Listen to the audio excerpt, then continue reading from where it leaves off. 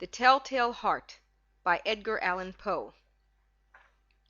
True, nervous, very, very dreadfully nervous I have been and am. But why will you say that I am mad? The disease has sharpened my senses, not destroyed, not dulled them. Above all was the sense of hearing acute. I heard all things in the heaven and in the earth. I heard many things in hell. How then am I mad? Hearken, and observe how healthily, how calmly, I can tell you the whole story. It is impossible to say how first the idea entered my brain, but once conceived, it haunted me day and night. Object, there was none. Passion, there was none. I loved the old man. He had never wronged me. He had never given me insult. For his gold I had no desire. I think it was his eye. Yes, it was this.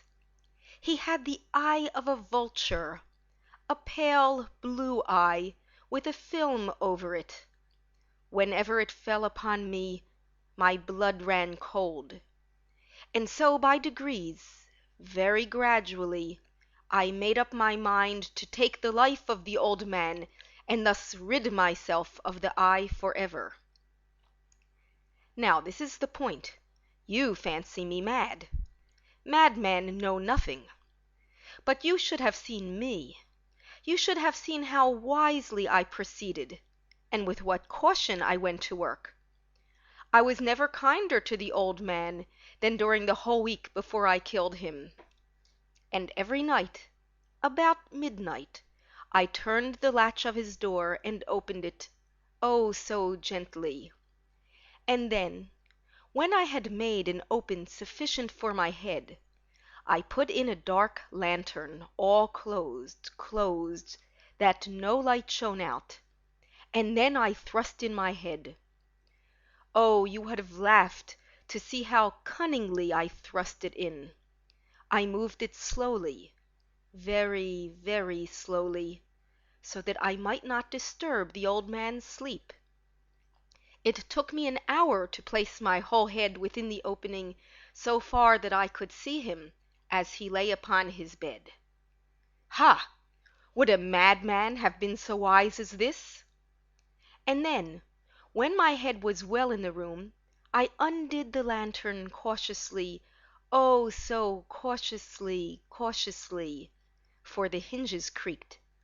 I undid it just so much that a single thin ray fell upon the vulture's eye.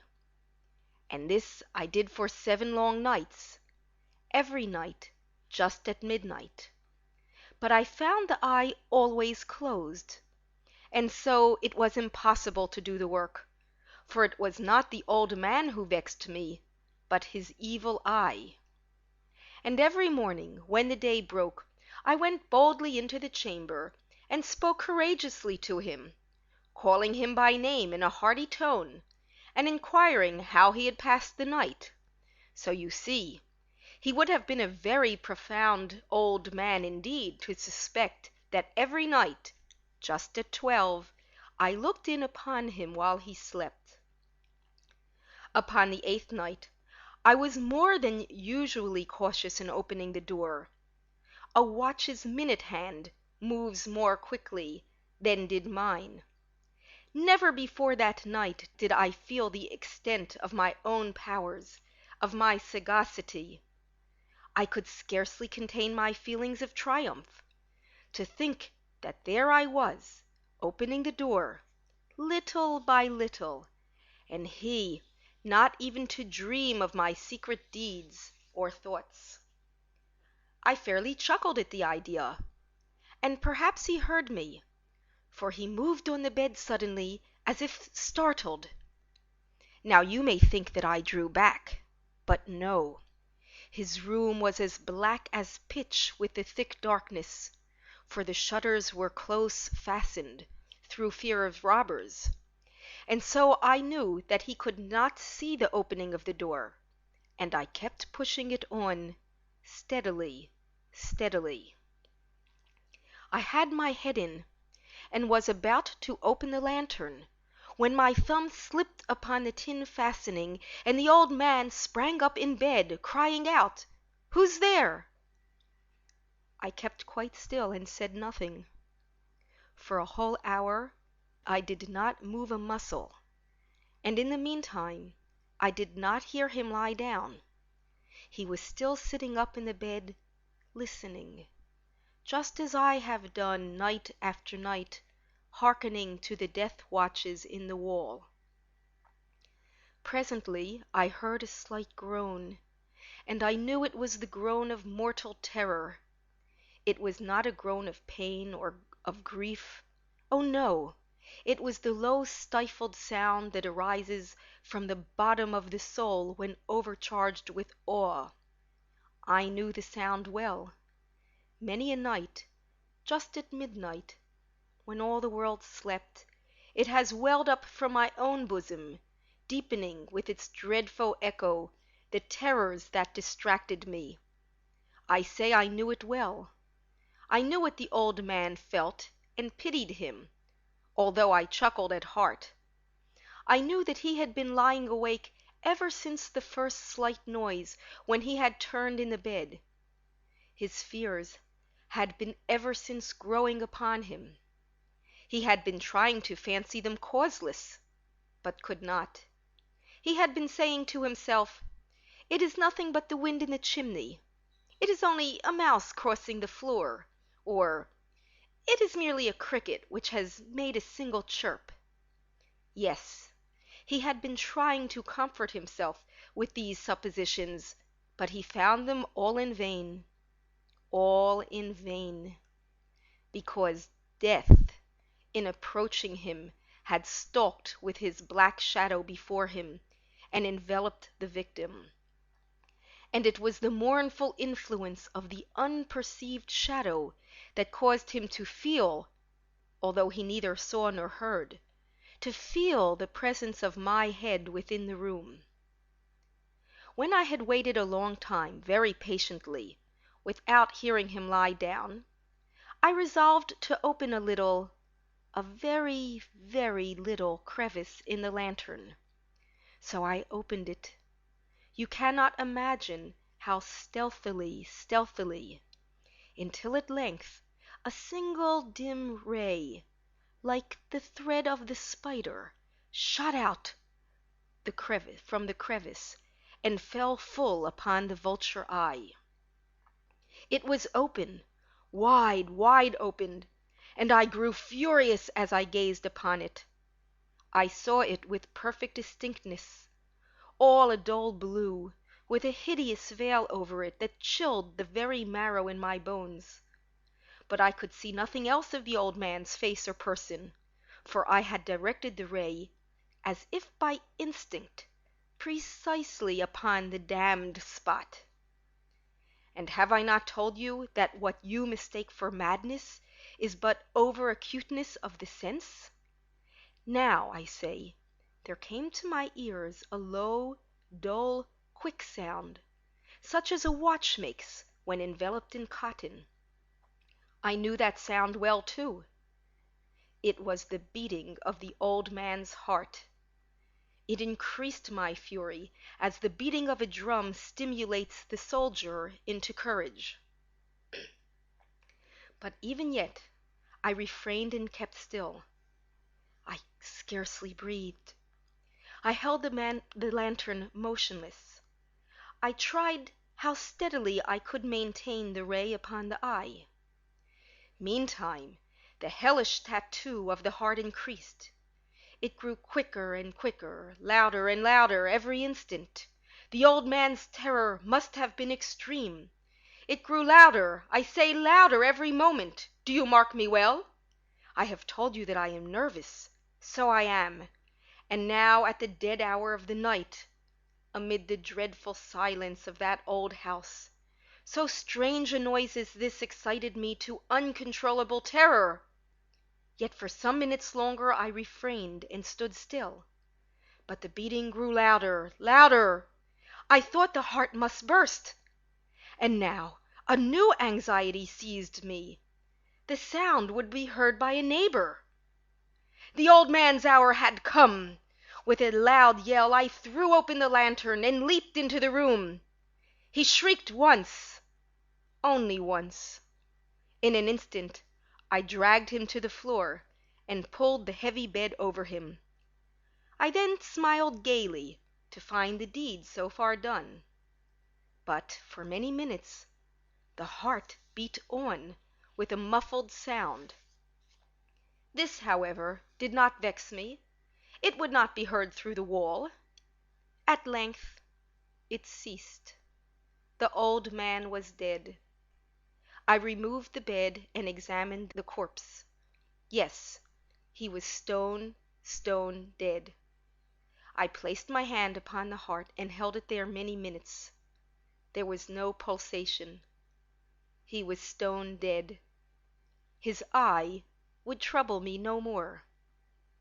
If you still think me mad, you will think me so no longer when I describe the wise precautions I took for the concealment of the body. The night waned, and I worked hastily but in silence. First of all, I dismembered the corpse. I cut off the head and the arms and the legs. I then took up 3 planks from the flooring of the chamber and deposited all between the scantlings. I then replaced the boards so cleverly, so cunningly, that no human eye, not even his, could have detected anything wrong. There was nothing to wash out, no stain of any kind, no blood spot whatsoever. I had been too wary for that.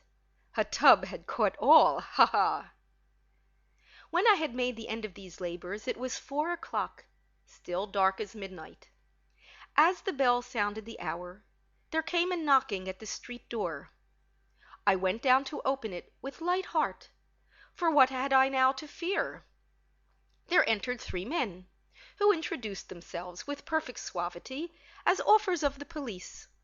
A shriek had been heard by a neighbor during the night. Suspicion of foul play had been aroused. Information had been lodged at the police office, and they, the officers, had been deputated to search the premises. I smiled, for what had I to fear? I bade the gentlemen welcome. The shriek, I said, was my own in a dream. The old man, I mentioned, was absent in the country. I took my visitors all over the house. I bade them search well. I led them at length to his chamber. I showed them his treasures, secure, undisturbed. In the enthusiasm of my confidence, I brought chairs into the room, and desired them here to rest from their fatigues, while I myself, in the wild audacity of my perfect triumph, placed my own seat upon the very spot beneath which reposed the corpse of the victim. The officers were satisfied. My manner had convinced them. I was singularly at ease. They sat, and while I answered cheerily, they chatted of familiar things. But ere long I felt myself getting pale, and wished them gone. My head ached, and I fancied a ringing in my ears. But still they sat and still chatted. The ringing became more distinct. It continued and became more distinct. I talked more freely to get rid of the feeling, but it continued and gained definiteness until at length I found the noise was not within my ears. No doubt I now grew very pale, but I talked more fluently and with a heightened voice. Yet the sound increased. What could I do? It was a low, dull, quick sound, much such sound as a watch makes when enveloped in cotton. I gasped for breath, and yet the officers heard it not. I talked more quickly, more vehemently, but the noise steadily increased. I arose and argued about trifles in a high key with violent gesticulations, but the noise steadily increased. Would they not be gone? I paced the floor to and fro with heavy strides, as if excited to fury by the observations of the men, but the noise steadily increased. O God, what could I do? I foamed, I raved, I swore. I swung the chair upon which I had been sitting and grated it upon the boards, but the noise arose over all and continually increased. It grew louder, louder, louder, and still the men chatted pleasantly and smiled. Was it possible they heard not? Almighty God, oh no! They heard, they suspected, they knew! They were making a mockery of my horror. This I thought, and this I think. But anything was better than this agony. Anything was more tolerable than this derision. I could bear those hypocritical smiles no longer. I felt that I must scream or die. And now again, hark! Louder, louder, louder, louder! Villains, I shrieked, dissemble no more. I admit the deed. Tear up the planks. Here, here, it is the beating of his hideous heart. End The Telltale Heart by Edgar Allan Poe.